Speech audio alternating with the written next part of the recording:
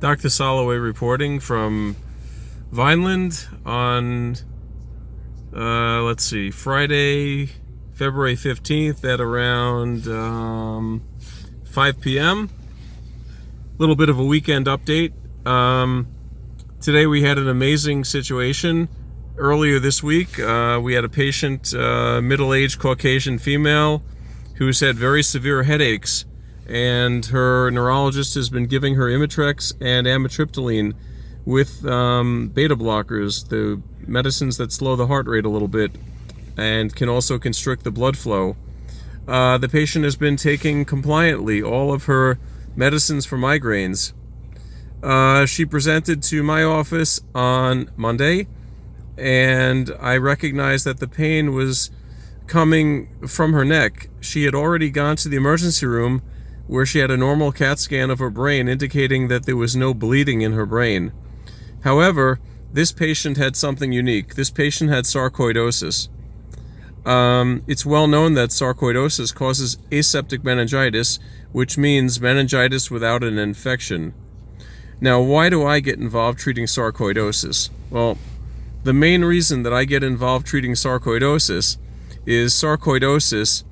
is very famous at causing inflammatory arthritis that mimics rheumatoid arthritis, as well as eating out pieces of bone and causing an appearance of Swiss cheese in bones.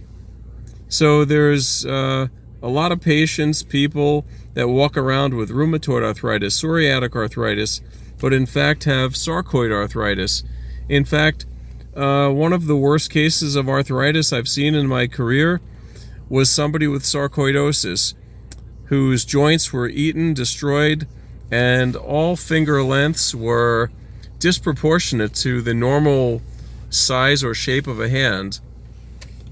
Anyway, back to my patient with what I believe to be sarcoid meningitis. I had the normal CAT scan of the head. I did not even wait to get the lumbar puncture. I gave the patient 3 days of what we call pulse steroids.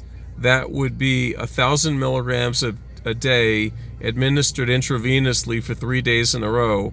And I'm happy to report that the patient is completely headache free at this point and neck pain free. The lumbar puncture will be done. It'll probably be done Monday, and hopefully any abnormalities that she had will linger enough where I can make this a proven diagnosis rather than a so-called working diagnosis.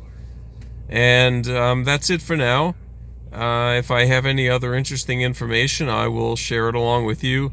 Have a nice weekend.